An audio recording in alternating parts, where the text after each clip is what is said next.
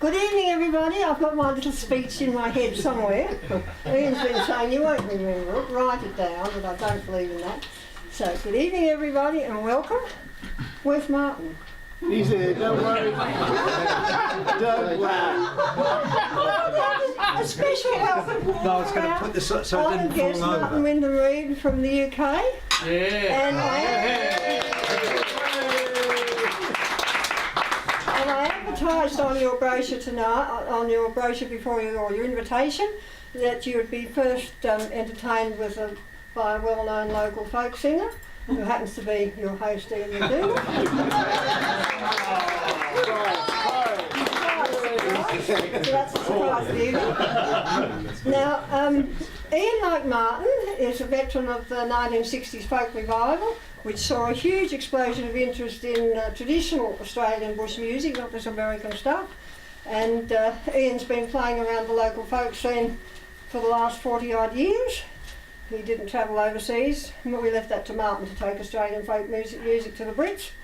And Ian was a founding member of the Acme Jigs and Reels Folk Bush Band, of which we've got several members here tonight. I can see two of them at least. There's a few more of them around. And it was probably one of the best Canberra bush bands in the 1970s and 80s. Oh, definitely. But without too much ado, I'm going to get Ian to start with a short bracket of songs. Now, like Martin, they both have a great passion for Henry Lawson, and Henry Lawson's been set to music by many folk singers, mainly between 1960 and 1985, so the folk revival started that too, all collected together by Chris Kempster, Volume 1 and now a second edition. He gathered together most of the tunes that have been written for Lawson's poems. Now, I thought if all the folk singers could have a go, of which I'm not one, why can't I have a go? So I tried to put together a tune for one of Lawson's poems that resonates very much with me. And in these centennial years of the First World War, it's probably quite a pertinent song to sing. But it resonates with me because it mirrors the experience of my late mother's family in 1916, when she was a little girl of 11, and she waved her big brother Cyril off to the First World War. Like many, he didn't come back. He was lost in Flanders and he has no known grave. But Cyril went. It was a farming community, small coastal valley, dozens of little dairy farms, and Cyril was the eldest son.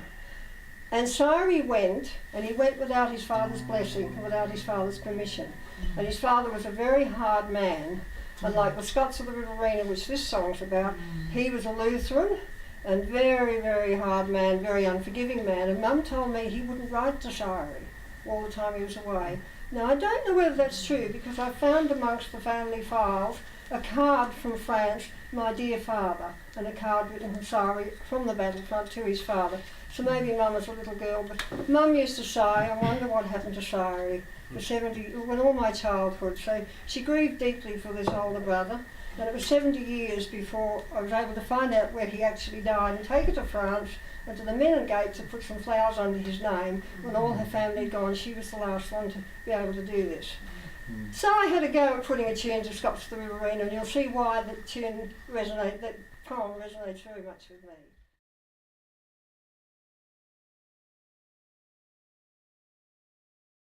Henry Lawson and music by Jenny. This is the first public performance of this, and it's also my first performance of it in public. So you were in a novel situation. You might be able to tell your grandchildren, or you might not, I know.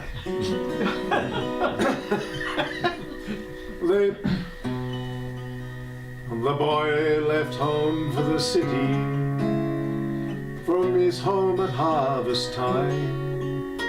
There were Scots of the Riverina, and to run from home was a crime.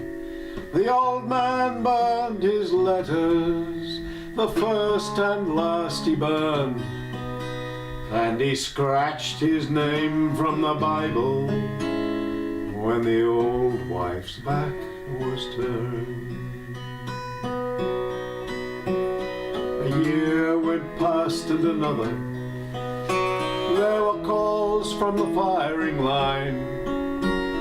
They heard the boy had enlisted, but the old man made no sign. His name must never be mentioned on the farm by Gundagai, a Scot of the Riverina, wherever the kirk hard by.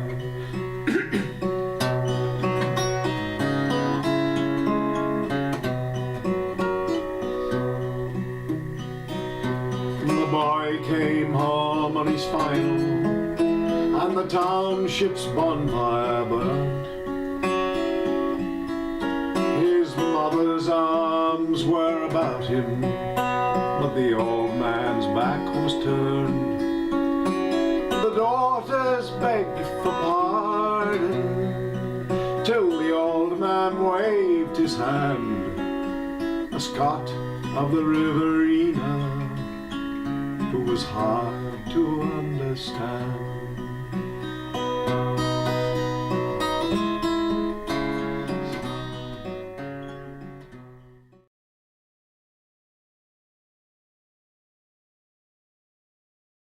What's that?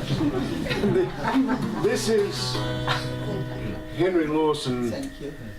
This next one is Henry Lawson standing in the bar of a Sydney hotel, and the year is 1896, and Lawson is just 29 years old, and he is reflecting on the day's activities and thinking about life in general. And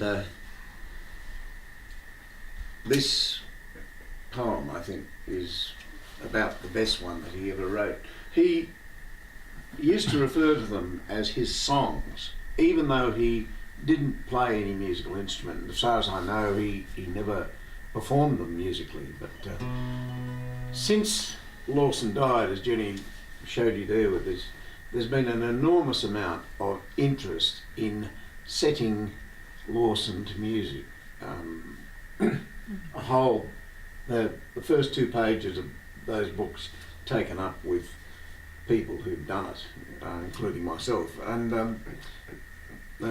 it's a tribute, I think, to Lawson that he was a songwriter. Somebody once coined it, a songwriter without a guitar.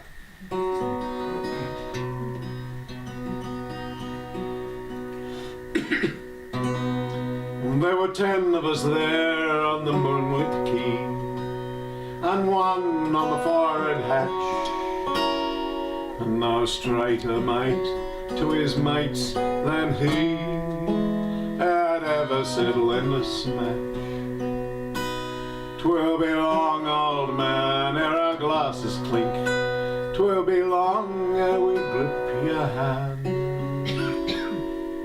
Then we dragged him ashore for a final drink, and the whole wide world seemed grand. For they marry and go as the world rolls back. They marry and vanish and die, but their spirit shall live on the outside track as long as the years go by.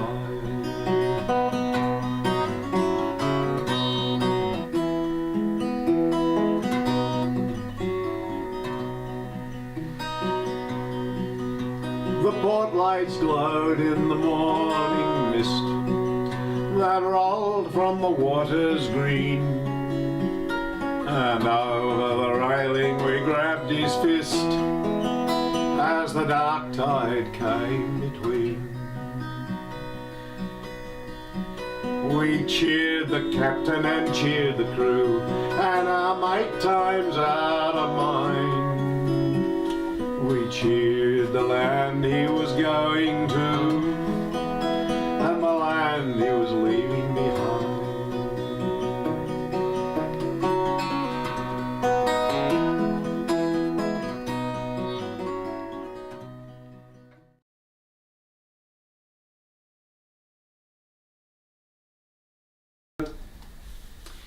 halfway down the tunnel, it used to be regularly I'd encounter an old blind man who sat there with a bag out in front of him, open wide, and he played the harmonica, and he played a number of tunes on it, but one that really struck my fancy was one that is known as Long Long Ago, and this is appropriate because it was long ago that I went through Devonshire Street tunnel too. And the old fellow used to vamp with a cup. Now, harmonica playing is fairly common, and a lot of people in Australia play the bluesy style harmonica, you know, like that. And I did a bit of that for a while, but then I decided that blues was not my cup of tea, so I reverted to the traditional way of playing it, the way it was played around campfires and so on years and years ago. Because the harmonica is a great instrument to travel around with. I mean, it's just that, and it's like a pocket violin, I suppose. Anyway, I really got inspired by the old fella's cup technique, so I'll play you a rendition of that. And this is Oh how I yearn for those good old days, long ago, long ago.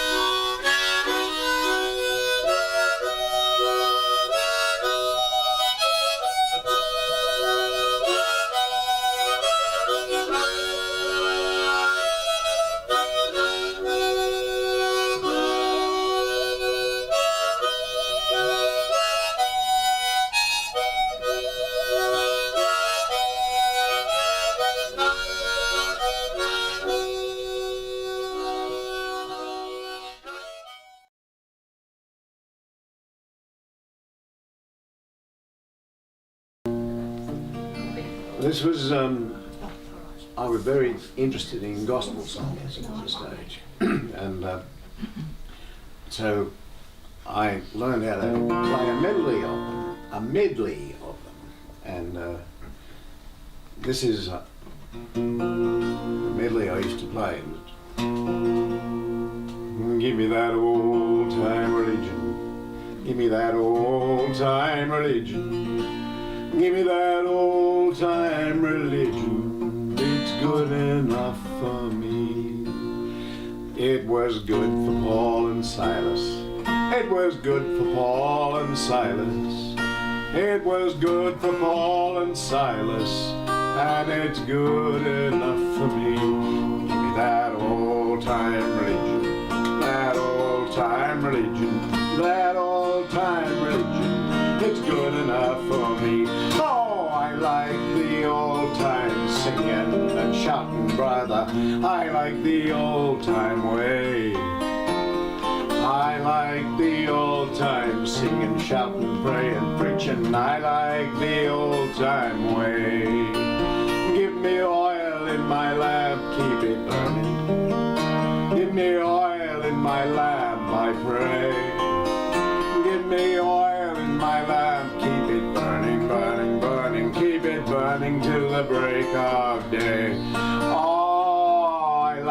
the old time singing and shouting, brother. I like the old time way. I like the old time singing, shouting, praying, preaching. I like the old time way.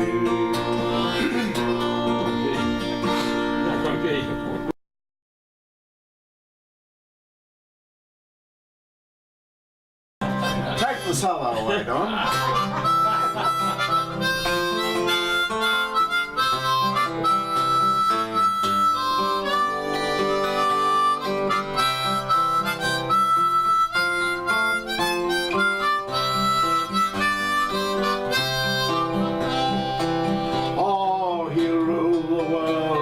He'll rule the world, he'll rule the world someday.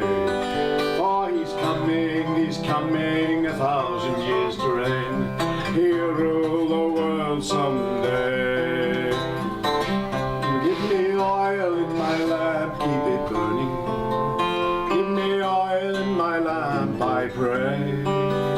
Give me oil in my lamp, keep it burning, burning, burning. Keep it burning till the break of day.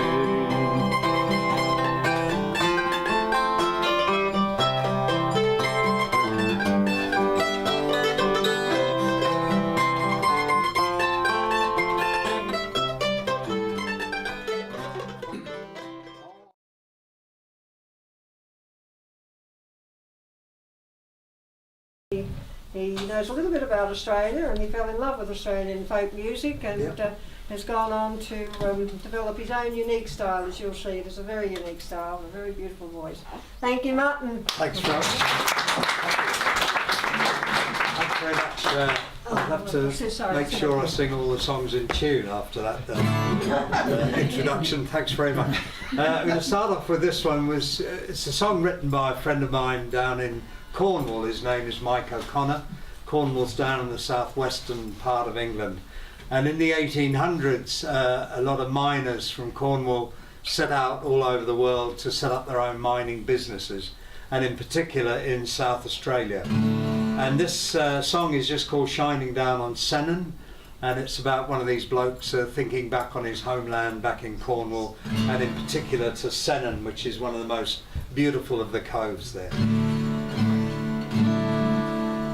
In Wallaroo it's mighty fine, in Moonta and Kadina, and they remind me of the time when first I was a streamer, and when at night my eyelids close, my mind to far off places goes.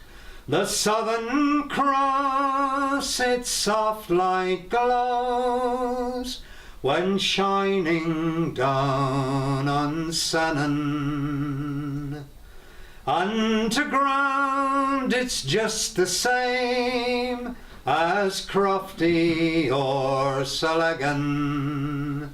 The dust, the dark, the flickering flame, it could just be a lagan. We hear the same old songs again, the tunes, the tales, the family names. The stars hear nightingales' refrains when shining down on Sennen.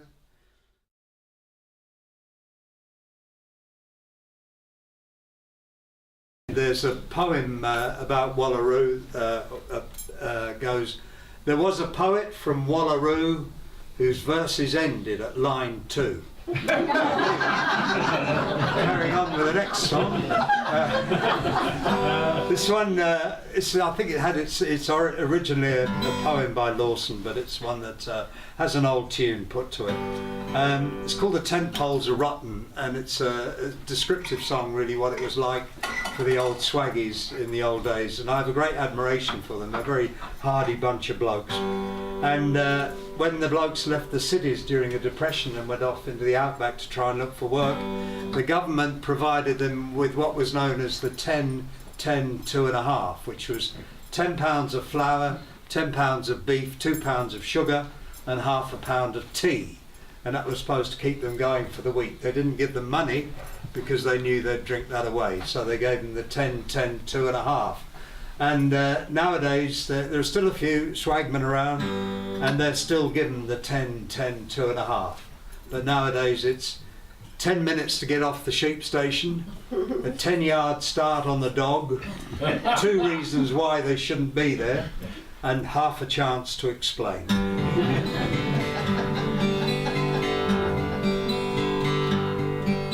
The 10 poles are rotten, the campfire's dead, the possums may ramble the trees overhead.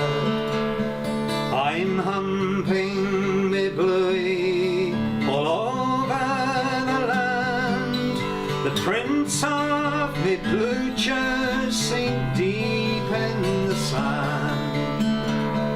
I'm out on the wallaby, humping me drum, and I camp by the road where the sundown has come.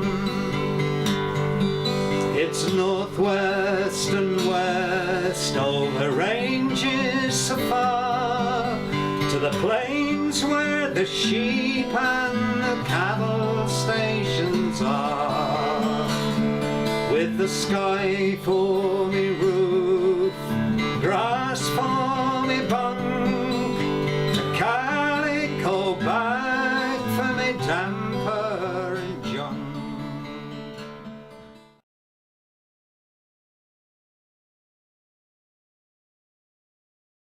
But one of the byproducts, of course, of shearing with the hand, the blade shears, is the arthritis that a lot of the shearers would get from the working. And this is a poem about arthritis written by Jim Haynes. Dipso Dan was wandering slowly up the street from the Tats to the Royal one day, when he met Father Connolly, a local Catholic priest. "G'day, Father, going my way?" The priest gave Dipso a long and rueful look and smiled at the drunkard's little joke. "Sure, I'll walk with you, Dan, you're not looking too well, and it's been quite a while since we spoke." So they walked together, quite an odd pair, the priest stepping purposeful and sprightly, serious expression, hands behind his back, Dipso Dan meandering slightly. "I'm not feeling too bad," confided Dipso Dan. "Last week I had a touch of laryngitis. But I've been meaning to ask you, Father, what it is that causes that arthritis." Here's a chance, thought Father Connolly, to reform this fellow I've been praying for ages. "Arthritis, Dan, I believe it develops through a series of stages. The first of these is physical. Alcohol abuse may be a major factor, I suppose. And then there's hygiene, not washing properly, sleeping in the open in your clothes. Some of it's spiritual. Arthritis takes a hold when a fella loses self-respect. So it's caused by a combination of alcohol, sinful living, not washing regularly, and sleeping in the open in your clothes." "Well, blow me down," said Dipso Dan. "So that's arthritis, eh? I only asked you, Father, because I simply wondered how a bloke would spot it. And I read in the paper the other day that Pope John Paul has got it."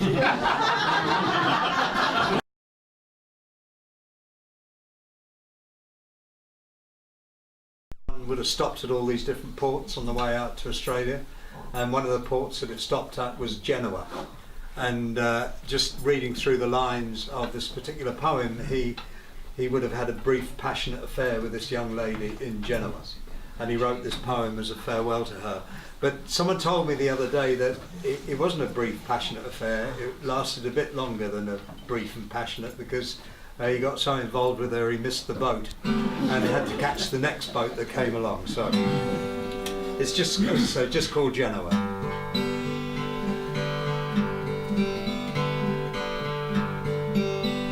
Oh, a long farewell to Genoa that rises to the skies, where the barren coast of Italy, like our own coastline, lies.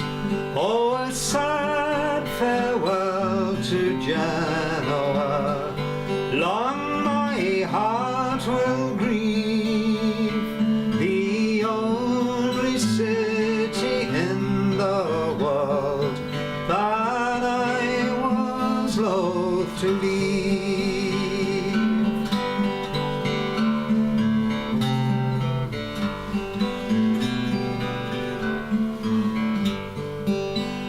Oh, she was fair in Genoa, she was very kind, those pale blue seeming eyes that seemed most beautifully blind, but they are sad in Genoa, why I cannot tell.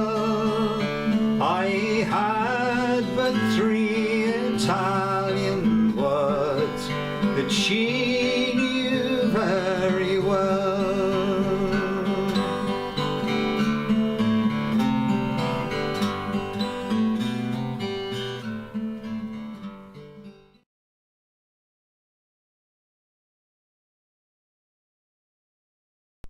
It's called Van Diemen's Land, which of course we know as Tasmania nowadays, and it's really a song about the convicts being transported.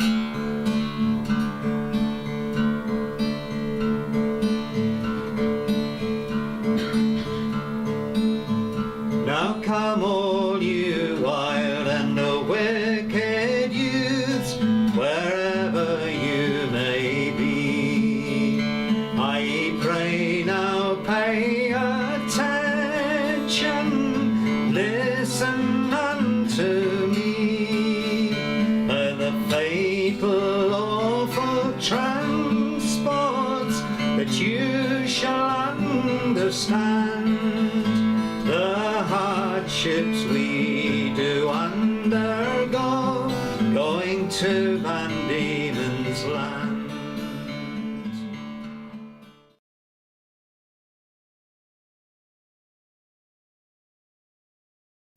And it's a song written by the late but very great Ewan MacColl. And I'll tell you a story about MacColl after this one. He wrote this one in about 1964, around about then. It's still a great song. It's just called the Lags Song, and lag being a slang term for a prisoner.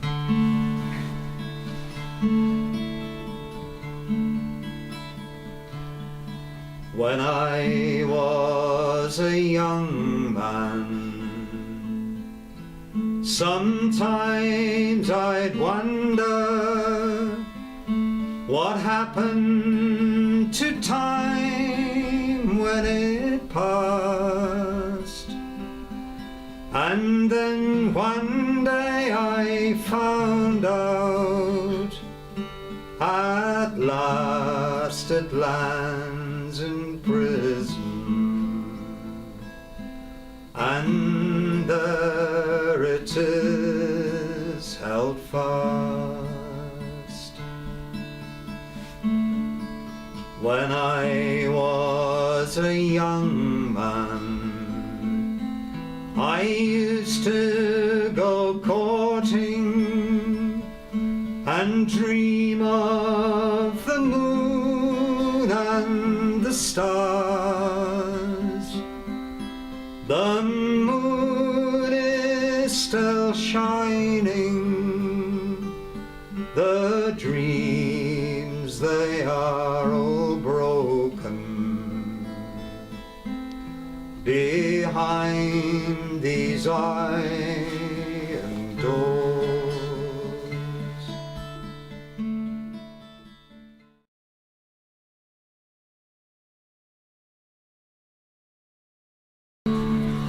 Come all you young Australians and hear what did before concerning of a hero bold whose name it was Ben Hall, an outcast of society.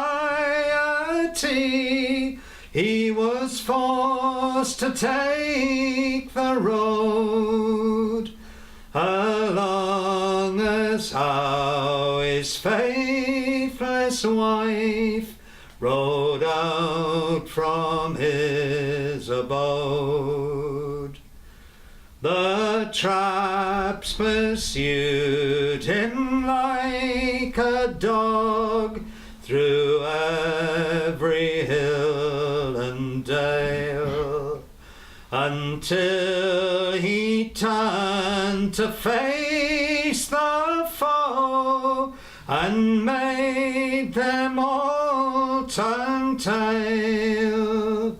No petty mean, no pilfering act would Bob and Hall endure, but rob the rich and hearty men, and scorn to rob the poor.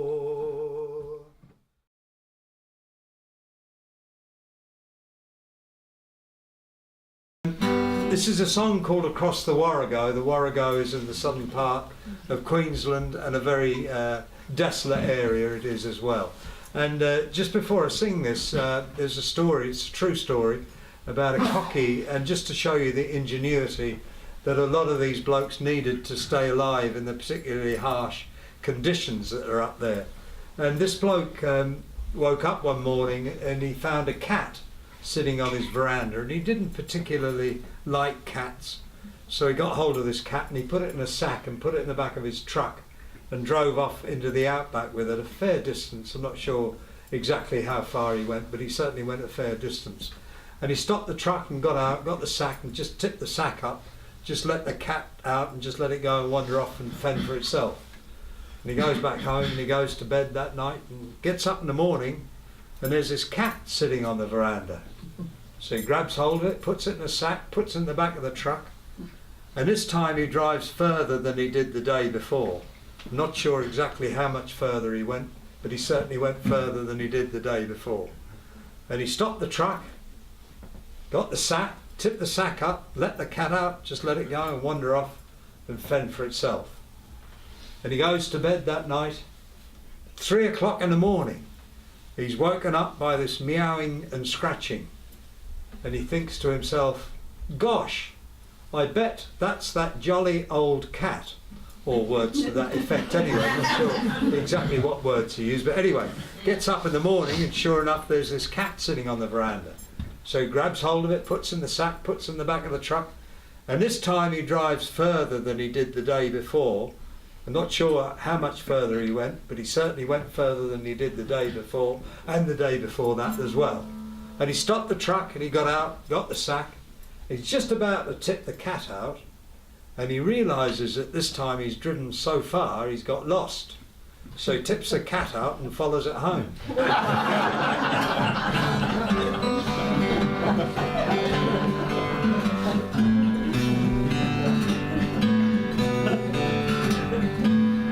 I dreamt some dreams of dried up streams, streams that seldom flow, of men and things misfortune brings to cross the Warrego. And I could see old faces there, old faces grim and sad, old mates of mine that tramped with me. Some of a tramping yard. And in my sleep I saw the sheep, heard them bleating low, the ringing flocks, the stringing flocks that crossed the war ago. The young and strong were in the lead, the old and weak behind, with lagging feet and dragging feet, some of them were blind.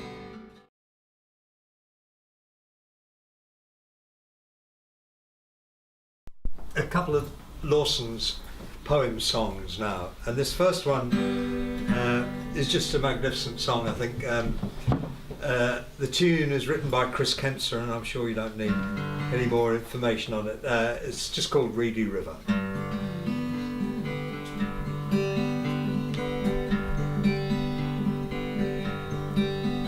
10 miles down Reedy River, a pool of water lies, and all the year it mirrors the changes in the sky. The bed of sand has drifted across the rocky bars, and over all forever go sun and moon and stars. And of the and down along the edges there waves a bed of reeds, where water rats lie hidden, where the wild duck breeds. The grassy slopes rise gently to ridges long and low, where groves of wattle flourish and native bluebells grow. Beneath the granite ridges the eye can just discern, where Rocky Creek emerges from deep green banks of fern, and standing tall between them the grassy she-oaks cool, the hard blue tinted waters before they reach the pool.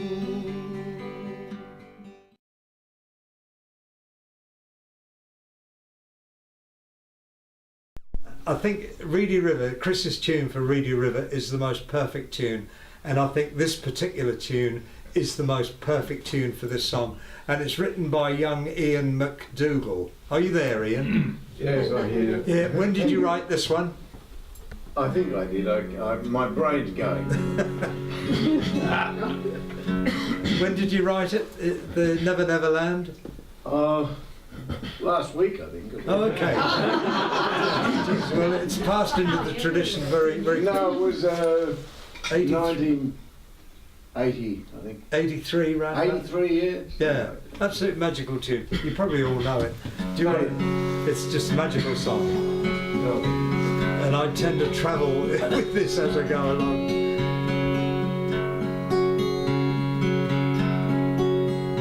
By homestead hut and shearing shed, by railroad coach and track, by lonely graves where rest our dead, up country and out back, to where beneath the clustered stars dreamy plains expand. My home lies in the northern land, in the never, never land. It's far beyond the farming belt, wide away wastes of scrub and plain, a blazing desert in the drought, a lakeland after rain. To the skyline sweeps the waving grass, or whirls the scorching sand. Phantom land of mystic realm, this never, never land.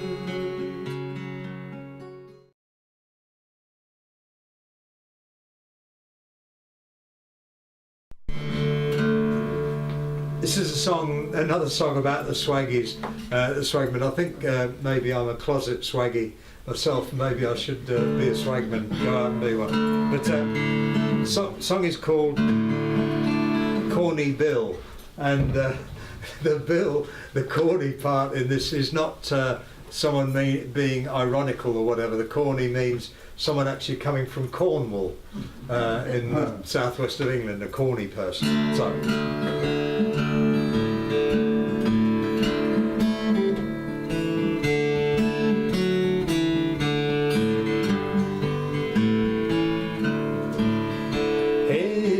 Clay pipe stuck in his mouth, his hat pushed to the brow, his clothes best suited for the south. I think I see him now. And when the city streets are still and sleep upon me comes, in dreams I think of me and Bill, humbling of our drums. I mind the first time that I came, a stranger to this land, and I was stumbled, sick and sore, when Bill took me in hand. Old Bill was what a chap would call a friend in poverty, but he was very good to all, very kind to me. We camped beneath the lonely trees and sit beside the blaze, nursing of our weary knees, smoking of our clays.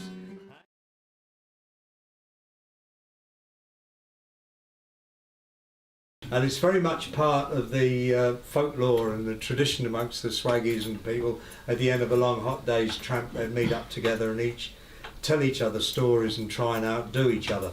And this particular one, it's a true story, and it's about, you probably know that one of the most dangerous creatures up in the outback are the snakes that abound in certain degrees of venomosity.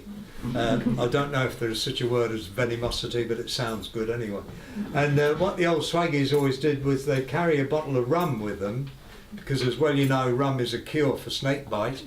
The thing is, you have to drink the rum 3 hours before the snake bites you, and you can hit it on the head with the empty bottle. And I've heard the drovers tell their tales from Burke to Camberwell, on sandy tracks in southern states from Orbost to Arachnabeal. Now some were brave and some were good and some had humour too, but all the tellers always swore that the tale they told was true. Now Paddy the dancer, a swagman of note who followed the Bidgie run, found himself on the tucker track and most of his food was gone. So he pondered a while and thought at last that as far as he could see, he'd have to catch himself a cod to grill on the coals for tea. So he rigged a line from some baler twine that he'd stole from a farmer's hay, and he made a hook from a rusty nail that had stuck in his foot that day. He gazed with pride at his fishing gear, and to try it could hardly wait, but discovered at last, as anglers do, you've to cover your hook with bait. Now he remembered a story that someone had told in the dim and distant past that frogs were the things that anglers used for the fish to break their fast. But frogs was as scarce as teeth on hens. That's what he told to me. So he scrounged around till he found a frog at the foot of a nearby tree. Now he stalked that frog on his hands and knees, the way big hunters do. But a black snake coming the other way had the same idea in view. Both of them grabbed together, but the snake was a fraction fast. He swallowed the frog, but found himself held tight in the swagman's grasp. So he pulled from his pocket a flask he had of some very potent grog, breathed a sigh, said it must be done, I need that flaming frog, as he squeezed the wriggling reptile's neck till its jaws were open wide, and with tears in his eyes he poured that grog down into the snake's inside. It gave a gurgle, and then a gulp, and then a twist or two, and there was the frog in the light of day, almost as good as new. So he picked it up and hurried away to bait his rusty hook, and sat himself down on a grassy verge by the side of a peaceful brook. He felt a tap on his shoulder blades, and he turned with his eyes agog, and there was the snake, all bleary-eyed. In its mouth was another frog. Now that's the tale that was told to me on the camp at Reedy Flat. Maybe it's true, maybe it's not. You'd best be the judge of that. But the thing that I find hard to believe was that the way he liked his grog, he'd give it away to a hungry snake for the sake of a worthless frog.